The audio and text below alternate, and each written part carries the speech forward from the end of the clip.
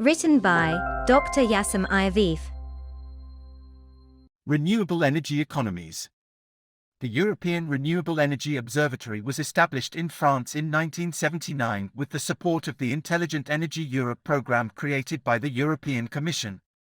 The socio-economic data transmitted by member states are based on the results of studies carried out at world or European level targeting one or the other renewable energy sector for each country to move forward.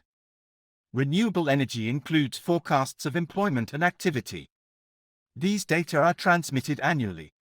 According to the figures provided, the photovoltaic, wind, biofuel and solid biomass, wood, sectors account for the majority of employment and turnover in the renewable sector. This observation is also valid if we consider the European Union as a whole. The leading group is also made up of France, Italy, Spain, the United Kingdom, Denmark and Sweden. However, these data should be examined with great care. Indeed, they are the sum of a wide variety of different sources. Only France, Germany, Austria, and Italy provide detailed socio-economic data from national studies published annually. The rest is just guesswork.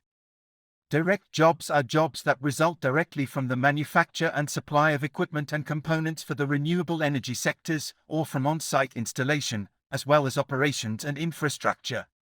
Indirect jobs are jobs arising from the activities of sectors that supply materials or components used by renewable energy sectors. However, it is not limited to these. The field of study here is therefore very broad, even very approximate. Only one country accounts for less than 20,500 FTEs for the photovoltaic sector and 39,850 jobs for renewable energy as a whole for the same reference year. The Federation of Companies in the Technology Industry reports that in recent years around 13,000 jobs have been created for all renewable energy sectors, whether manufacturers of equipment and components used by the industry, or service providers.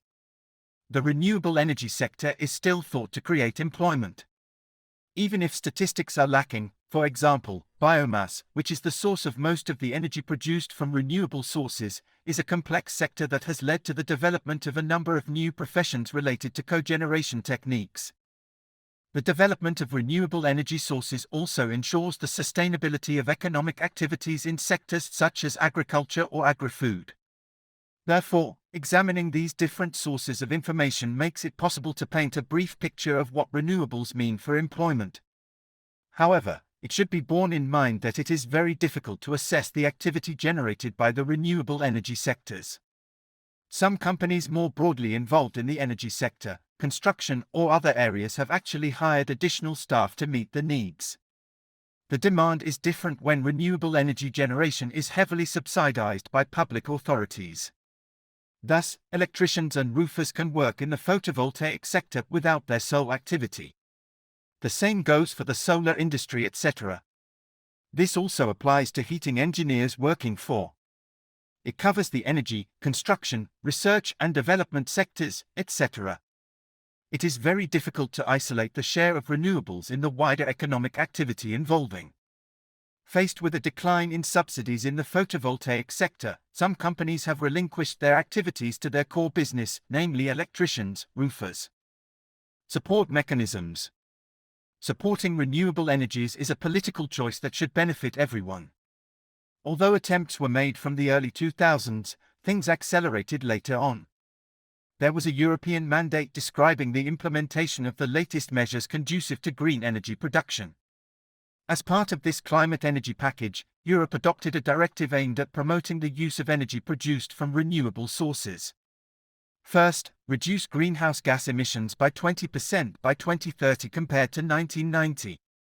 Second, to achieve 20% renewable energy in the final energy consumption of the European Union by 2020.